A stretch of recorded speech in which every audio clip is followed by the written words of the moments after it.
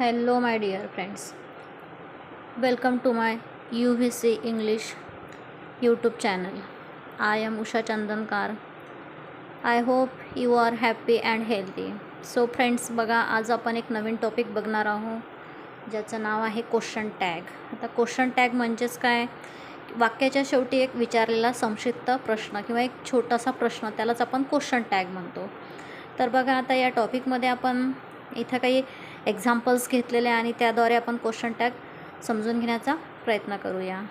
तर बघा याचे काही नियम आहेत छोटे मोठे, ते सुद्धा आपण बघणार आहोत. एक सेंटेन्स बाय सेंटेन्स ते थोडेफार नियम जे असतील ते सुद्धा आपण इथं डिस्कस करणार आहोत.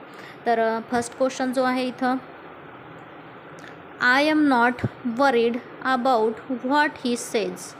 ऑप्शन दिलेला आहे am I, aren't I, is it आणि डोंट आय.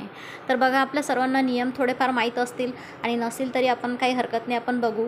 जर सेंटेन्स जर पॉझिटिव्ह असेल, होकारार्थी असेल, तर आपल्याला जेव्हा क्वेश्चन टॅग करायचा असतो किंवा शॉर्ट फॉर्म करायचा असतो, लिहायचा असतो, तेव्हा आपल्याला काय करायचं असतं, तो पॉझिटिव्ह असेल तर निगेटिव्ह करायचा असतो आणि निगेटिव्ह असेल तर तो पॉझिटिव्ह. म्हणजेच होकारार्थी असेल तर नकारार्थी आणि नकारार्थी असेल तर होकारार्थी. तर सेंटेन्स काय म्हटलेलं आहे इथं, आय एम नॉट, म्हणजे आपल्याला हे दिसून येते की हे सेंटेन्स काय निगेटिव्हचं आहे.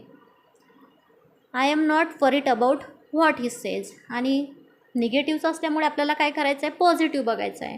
आणि याच्यामध्ये जे असते वाक्यात जर सहाय्यकारी क्रियापद असेल तर आपल्याला तेच वापरायचं असते, आणि ते जर नसेल तर डू, डज किंवा डीड यापैकी एखादं त्या वाक्यानुसार आपल्याला घ्यायचं असते, आणि वाक्याच्या कर्त्यानुसार सर्वनाम घेऊन प्रश्नचिन्ह द्यायचं असतो शेवटी. तर यामध्ये बघा आता सहाय्यकारी क्रियापद आपल्याला दिसते इथं आहे am. I am not worried about what he says.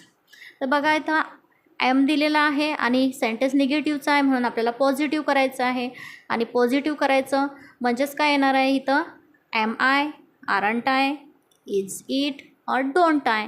तर बघा आताच आपण म्हटलेलं आहे सहाय्यकारी क्रियापद आपल्याला घ्यायचं असते सेंटेन्समधलंच दिलेलं, आणि पॉझिटिव्ह असेल तर निगेटिव्ह आणि निगेटिव्ह असेल तर पॉझिटिव्ह. म्हणजेच काय येणार आहे option number A, am I. आणि एक आणखीन जो रूल असते छोटासा, तो म्हणजे आपल्याला जेव्हा क्वेश्चन टॅग लिहायचा असतो किंवा करायचा असतो तेव्हा काय करायचं असतो, परत आपल्याला ते सेंटेन्स जसं तसं ॲज इट इज राईट करायचं असते. म्हणजेच हे सेंटेन्स तुम्हाला काय करायचं आहे, पूर्ण इथं राईट करायचं आहे, आणि पूर्ण लिहिल्यानंतर कॉमा देऊन आपल्याला एम आय किंवा जे काही आपलं ॲन्सर असेल ते राईट करायचं असते. म्हणजेच I am not worried about what he says, आणि आता याचं आपल्याला निगेटिव्ह आहे तर पॉझिटिव्ह करायचं आहे, म्हणजेच एम आय, अशा प्रकारे. तर बघा number second, we have received all the assignment. We have received all the assignment आणि फुलस्टॉप दिलेला आहे, आणि करेक्ट आपल्याला चूज करायचं आहे.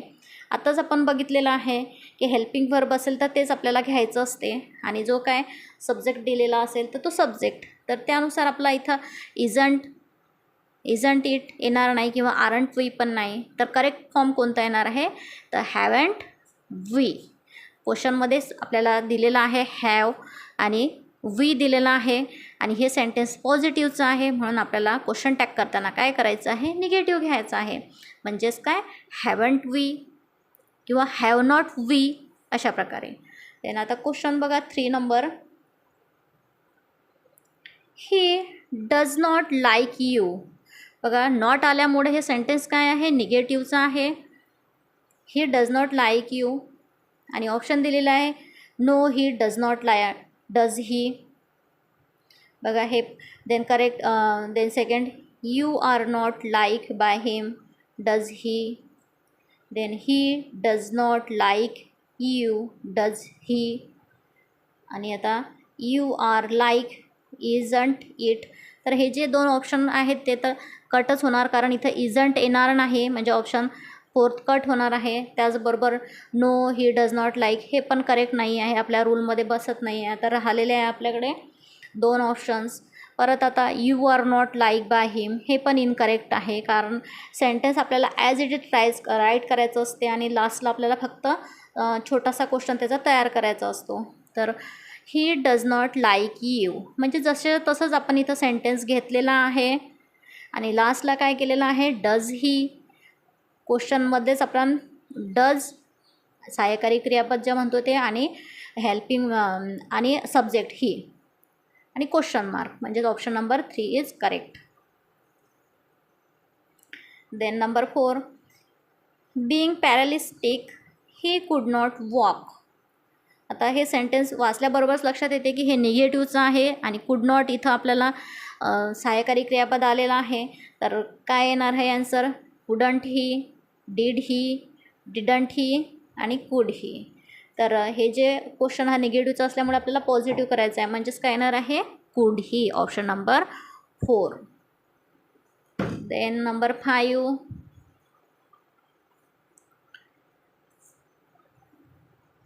you must not be late. Must you, must not you, must they, must not they. बघा आता हे जे सेंटेन्स आहे याच्यामध्ये ऑप्शन कोणता येणार आहे? नॉट असल्यामुळे आपल्याला निगेटिव्ह तर घ्यायचंच नाही आहे, म्हणजे ऑप्शन आपले जे 4th आणि 2nd आणि 4th आहे कटलेलेच आहेत. तर राहिलेलं आहे आता मस्ट यू आणि मस्ट दे. तर याच्यामध्ये आपल्याला यू आहे तर यू ॲज इट इज घ्यायचं आहे आणि मस्टसुद्धा, म्हणजेच काय येणार आहे? Must you, option number 1. Then number 6, I am punctual. Option आहे don't I, aren't I, won't I आणि हॅवंट आय.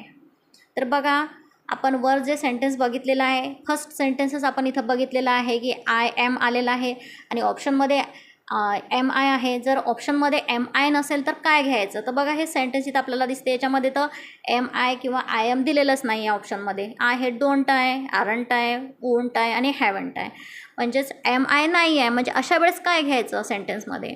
तर बघा जेव्हा अशा सेंटेन्समध्ये आय एमच्या सेंटेन्समध्ये एम आय नसेल तर आपल्याला काय घ्यावं लागणार आहे? आरंट.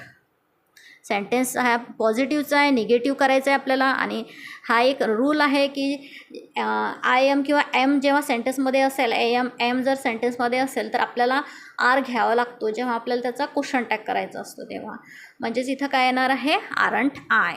आता सेंटेन्समध्ये जर दोन्ही असतील, फॉर एक्झाम्पल एम आयसुद्धा असेल आणि आरंट आयसुद्धा असेल, तर अशा वेळेस काय घेसाल? तर अशा वेळेस आपल्याला मग जे क्वेश्चनमध्ये दिलेलं आहे किंवा ज्या सेंटेन्समध्ये जर दिलेलं असेल तेच आपल्याला इथं पुट करायचं आहे. म्हणजेच काय घ्यावं लागेल आपल्याला? मग तेव्हा एम आय घ्यावं लागेल. परंतु इथं आपल्याला ऑप्शनमध्ये दिलेलं नाही आहे, म्हणून मग तेव्हा आपल्याला काय चूज करायचं असते? तर आरंट किंवा आर आपल्याला चूज करायचं असतो.